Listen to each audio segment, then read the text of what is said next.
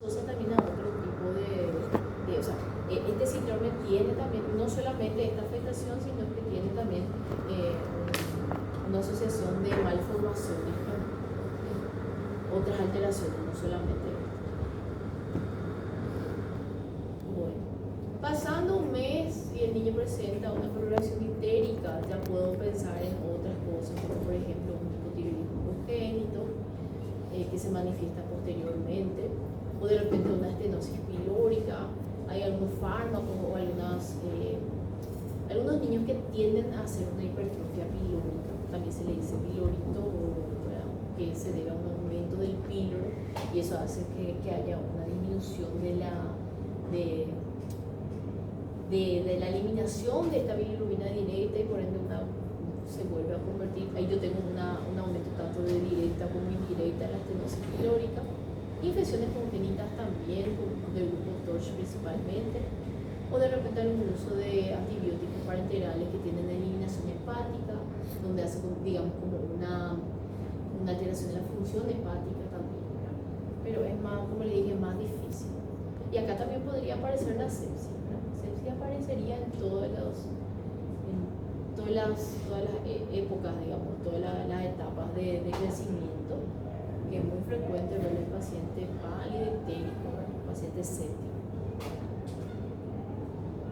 Bueno, esto ya les comenté, esto es repetido otra vez, siempre es la fisiológica, es a través de las expensas de la indirecta.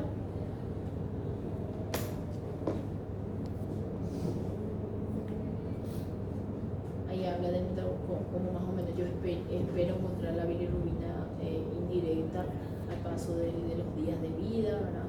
Empieza con 1 a 3 miligramos por decilitro, ese es su normal al inicio de la vida, luego va empezando a aumentar, pudiendo llegar a 13. Acuérdense que va a depender si el paciente está lactando exclusivamente o está teniendo leche en fórmula, pero un aproximado que puede llegar a 12, 13 y luego ir disminuyendo, ¿verdad? El séptimo día los pacientes de término tienen que llegar aproximadamente a los 2 miligramos por decilitro.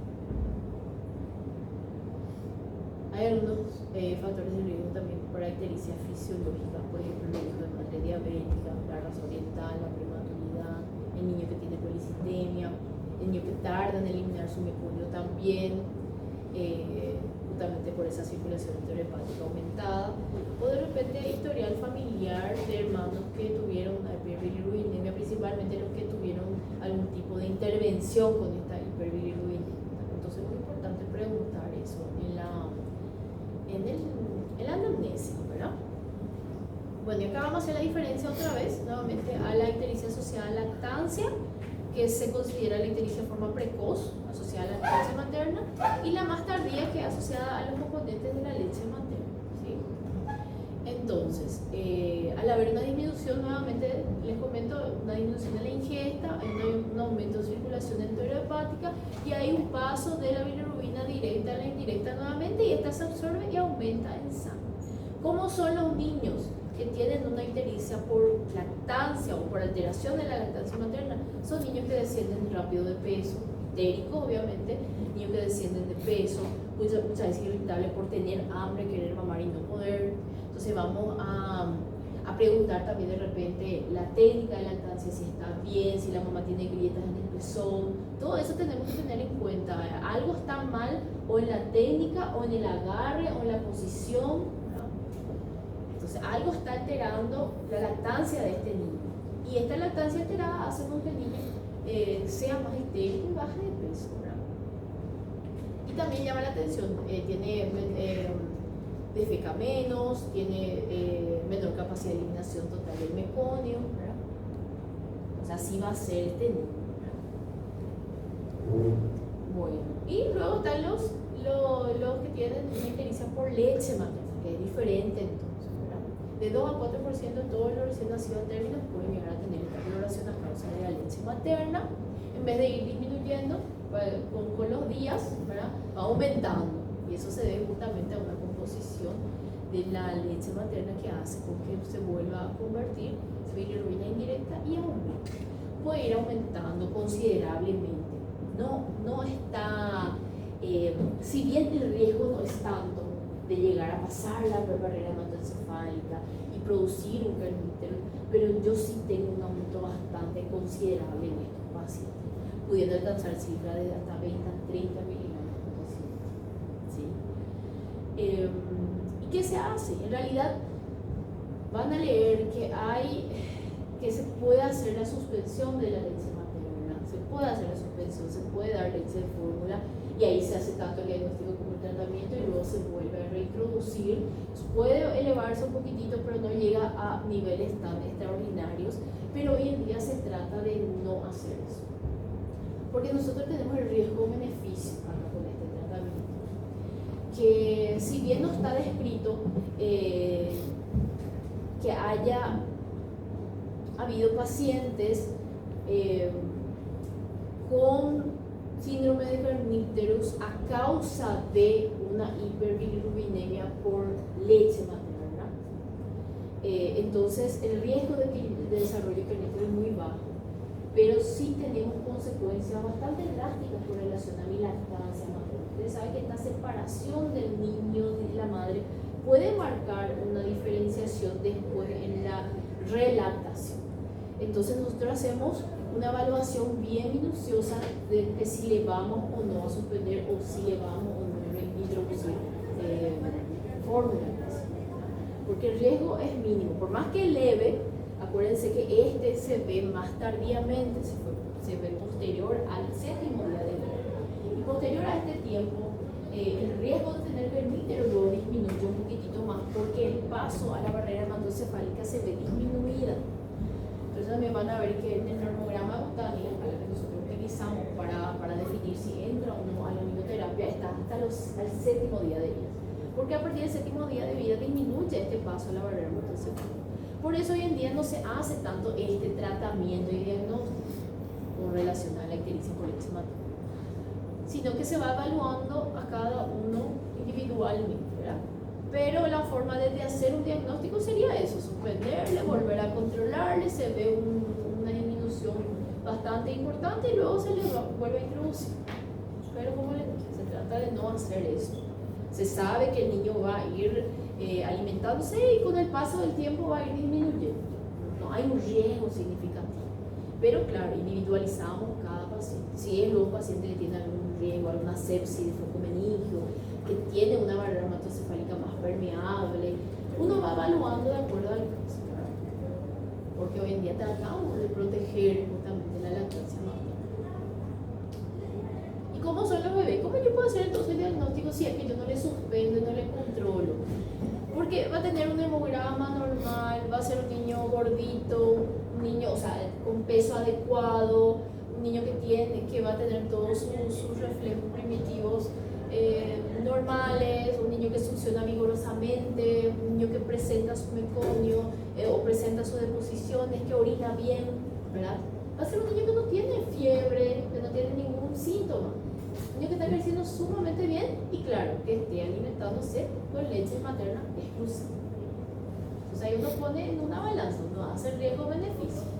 ¿Qué hago? ¿Le suspendo, no le suspendo, le continúo, le voy controlando a ver si se presenta algún síntoma, le controlo su bilirrubina, a ver si está aumentando muy drásticamente, explico los signos de alarma o le dejo en observación internado? Uno va evaluando cada niño por separado en estos casos, ¿verdad?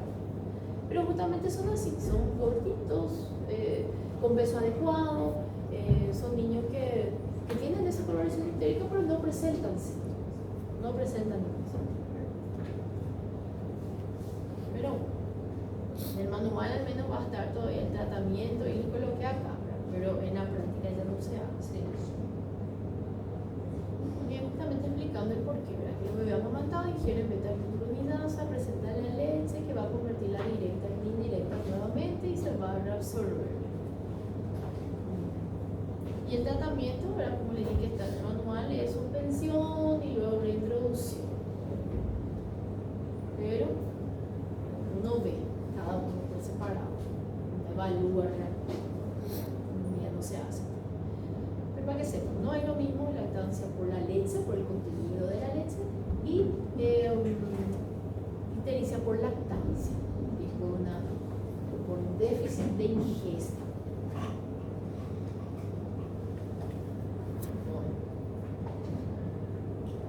¿Alguna pregunta?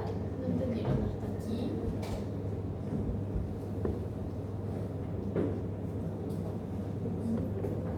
¿No?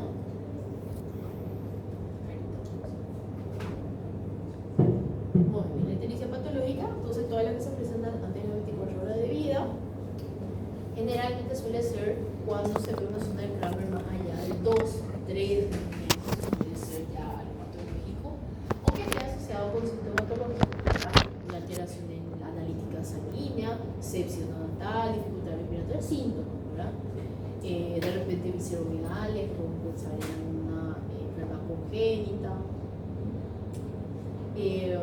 Son también pacientes que tienen una elevación de bilirrubina muy rápido también, que asciende más de 0,5 miligramos por kilo peso hora inclusive. Entonces, todo lo que sale en realidad de los criterios de bilirrubina, de hiperbilirubinemia fisiológica, ya le podemos incluir en una ictericia patológica y ahí ir estudiando el. Bueno, algunas causas de. Ahí va a haber un cuadrito donde le voy a ir mostrando, ¿verdad? Pero causas patológicas de hiperbilirubina indirecta, ¿verdad? ¿Qué podría ser? Si yo tengo un test de CUMS positivo o negativo, también yo puedo ir pensando. Cuando yo tengo un test de CUMS positivo, ¿qué me indica el test de CUMS? ¿Qué me indica? ¿El test de CUMS para qué era? Hemólisis. En realidad es hemólisis. Si yo tengo un test de CUMS positivo, me indica hemólisis. Cuando yo tengo un test de CUMS positivo, porque el test hace parte del screening del paciente que está ictérico, yo le pido un test de CUMS. Porque no solamente puede ser por isoinmunización de RH, madre RH negativo y bebé RH positivo, también puede ser por isoinmunización de grupo, ABC, puede ser. Es menos frecuente y menos intensa la hemólisis por este grupo, pero se puede producir también. Entonces, si yo tengo positivo, entonces yo debo de pedir variado, siempre la tipificación materna y de bebé, ¿verdad? Y cuando tengo negativo, en realidad puede ser muchas cosas también, ¿verdad? Ferocitosis, eritrocito es una alteración de la conformación del eritrocito que hace con que se degrade más rápidamente. Después están los síndromes que tienen una afectación de la enzima. Yo no quise tocar todo, entonces le coloqué así, ¿verdad? La no fisiológica o la patológica, ¿verdad? Puede ser justamente lo que le estuve hablando, enfermedades hemolíticas, cuando voy a tener tanto mi incompatibilidad, que voy a tener mi test de CUMS positivo, o de repente un defecto en la membrana eritrocitaria que hace eso, el cuerpo detecta esta malformación de estos eritrocitos y le destruye más rápidamente, ¿verdad? Deficiencia enzimática, algunas hemoglobinopatías, esto es mucho menos frecuente, ¿verdad? Policitemia también, extravasación sanguínea, aumento de la circulación enterohepática. Todo esto va a hacer con que la bilirrubina indirecta vaya subiendo, ¿verdad? Por aumento de la producción de la carga de bilirrubina al hepatocito. Yo le estoy sobrecargando a mi hígado ahí y no le da tiempo, digamos así, para conjugar todo, sobrepasa la cantidad de eritrocitos que debería. Y entonces no hay tiempo de conjugar todo y sucede la coloración. Y luego está deficiencia o inhibición de la conjugación hepática, que ya son por déficit ya de la enzima, no que le estoy sobrecargando el hígado, sino que no tengo lo de la enzima o tengo disminuido, ¿verdad? Que son los síndromes, algunas metabolopatías, etc. Si nos vamos a detener en cada uno, en realidad hay mucho más, ¿sí? Hay cuadritos también en el manual, hay también cuadritos que habla del aumento de la bilirrubina directa, etc. Pues son muchos. Entonces le puse así los más frecuentes, en qué pensar por lo menos. Si yo tengo, por ejemplo, un aumento de bilirrubina directa, pensa de la directa, siempre debo pensar primero en algo obstructivo. Puede ser atresia de vías biliares, algún quiste en el colédoco, hay también enfermedades que hacen que se elimine más lentamente esta bilirrubina directa, por ejemplo, en la enfermedad de Caroli es quiste en los conductos intrahepáticos, ya hay una estasia ya allá arriba. La de Wheeler es una alteración en el transporte, o sea, la bilis es un poco más espesa y hace con que se elimine menos también, ¿verdad? Y luego también puede haber algunas enfermedades que aumentan la bilirrubina directa, como por ejemplo la del grupo TORCH, que es el citomegalovirus, y alguna sepsis también. O sea, una sepsis, un SIRS, ¿verdad? Puede también aumentar la bilirrubina directa. Pero estos generalmente van de la mano con un aumento de la indirecta. Directa y directa. Ahora, cuando yo tengo exclusivamente de la directa, debo de pensar primero en algo estructural. Si bien es menos frecuente que la elevación de la indirecta, siempre, casi siempre es de la elevación de la indirecta. Pero pensar. ¿Qué debo ir preguntando entonces para hacer una anamnesis? Hay que preguntar todos los antecedentes, tanto de la madre, del parto, cómo fue, si fue traumático, etcétera, cómo fue el posparto, también es muy importante, si la mamá utilizó algunas drogas que pudo haber afectado al hígado del niño dentro, aún del vientre materno.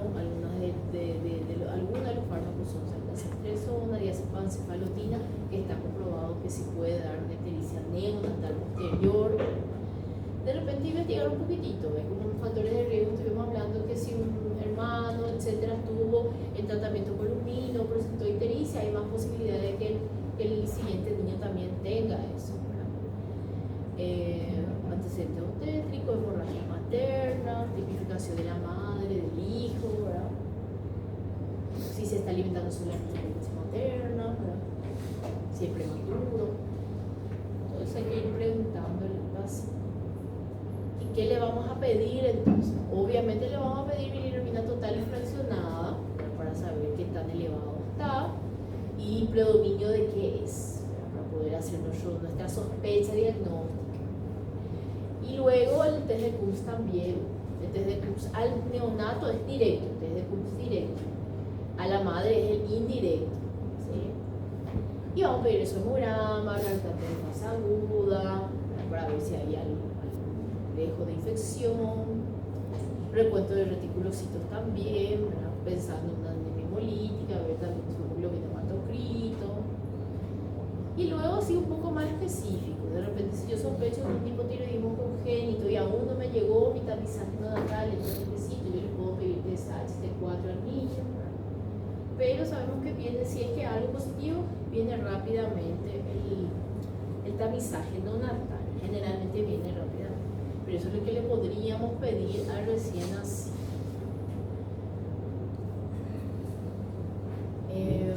A todo recién nacido con hijo de madre RH negativo, yo le puedo hacer inclusive ya un control de bilirrubina total y fraccionada del cordón umbilical, inclusive cordón umbilical o punción directa.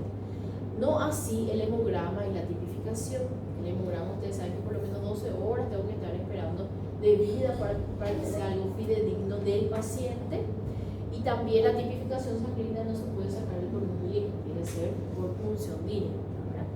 Pero de repente, bilirrubina total y fraccionada sí puedo ya tener valores aproximados del paciente mismo.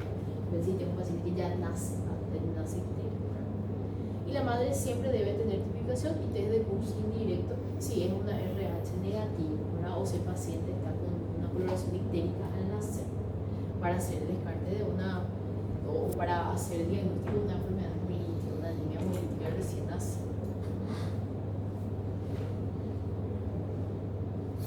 Y luego, claro, ir descartando todas las otras cosas. Cuando voy descartando lo más frecuente, que es una sepsis, etc., voy pidiendo la serología materna durante el embarazo, etc., que es muy importante también. Bueno, el kernitro, vamos a hablar un poquito del kernitro, que es lo que yo más temo entonces acá, de esta elevación tan grande de la bilirrubina, cuando de repente sobrepasa las cantidades que se puedan metabolizar en el hígado y va a pasar a barrera hematoencefálica y va a ir a depositarse ahí en la célula del sistema nervioso central y va a causar una sintomatología bastante grave, pudiendo llegar al óbito al paciente, ¿verdad?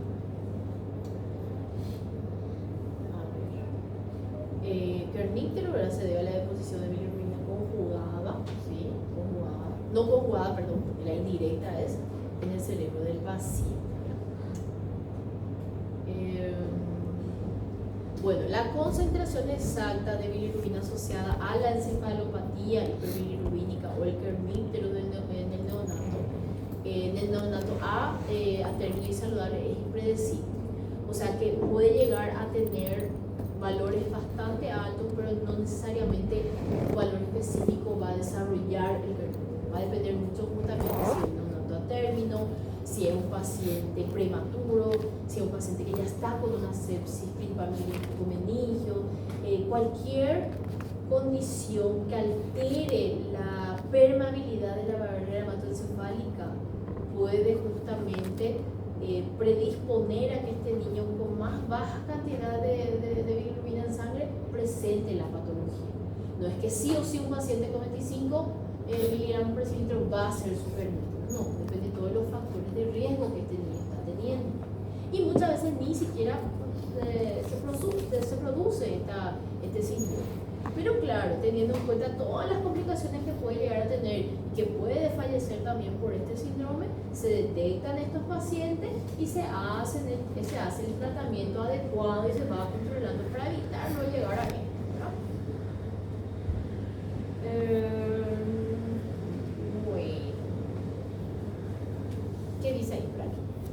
Cualquier neonato ictérico con cualquier signo neurológico sospechoso de encefalopatía bilirrubínica debe asumirse que tiene una hiperbilirrubinemia severa, o al contrario, cualquier recién nacido con hiperbilirrubinemia severa debe considerarse sospechoso de encefalopatía bilirrubínica hasta que se demuestre lo contrario. ¿Qué quiere decir? Cualquier niño que tenga un síntoma neurológico, ¿verdad? Y que tiene una hiperbilirrubinemia, yo tengo que pensar en kerníptero. También al contrario, un niño que está con una hiperbilirrubinemia y presente, o sea, debe considerarse sospechoso de que podría tener, eso es lo que significa, un juego de palabras, nada. Pero hay que pensar siempre en que podría tener, principalmente si tiene una sintomatología o un factor de riesgo.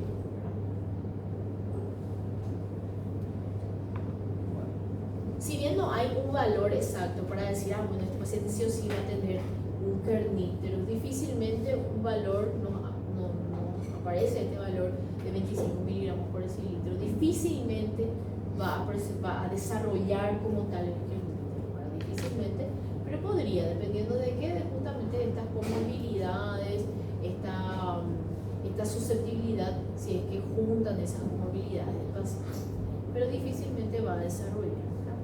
Cuanto más inmaduro recién nacido, más posibilidades hay, porque es más permeable la barrera hematoencefálica. Cuanto más prematuro hay más riesgo. Bueno, y tenemos las manifestaciones clínicas. ¿Cómo se ve un niño? Cuando yo voy a sospechar del niño con kerníptero, ¿cómo se presenta el niño con kerníptero? Tiene fases, de la forma aguda y la forma crónica. Más bien la forma crónica ya sería la secuela del paciente, ¿sí? La forma aguda sería la primera presentación y cómo se va desarrollando la enfermedad. La fase 1 sería las 24-48 horas de instalada esta condición. El paciente puede llegar a tener hipotonía, puede llegar a convulsionar, mala succión, por un niño hipotónico, ¿verdad? Que reacciona poco. Entonces, en ello yo ya puedo pensar, ¿sí? Claro que puede ser otra cosa, puede ser sepsis, puede ser hipoglicemia, puede ser muchas cosas, pero debo de pensar. Y principalmente si tiene una coloración ictérica en la piel, debo de pensar en ello. La fase 2, que es cuando ya tiene que ir, o sea, va mejorando esta hipotonía, pero el paciente queda hipertónico. La fase 2 ya está un poco hipertónico, puede llegar a tener opistotomía también.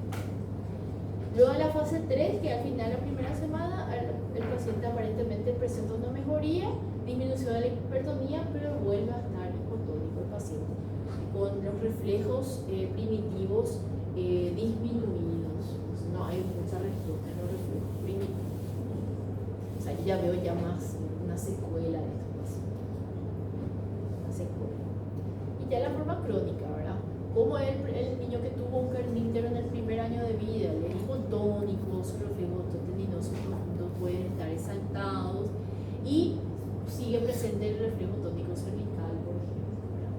Tiene un retraso motor, muchas veces no se pueden parar, a veces no se sientan inclusive.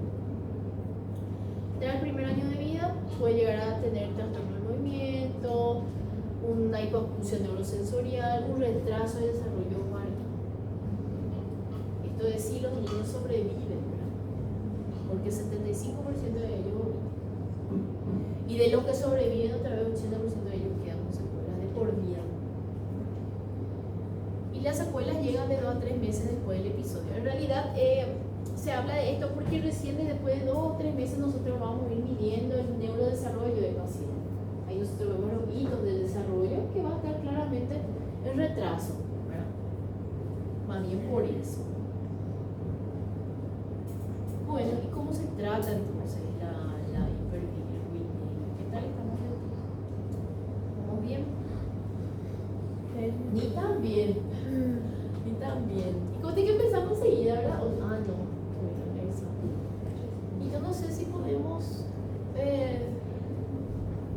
seguir la próxima clase, si les parece, porque la próxima clase es bien cortito, es conversión no natal, porque yo quiero que entiendan bien, ¿verdad?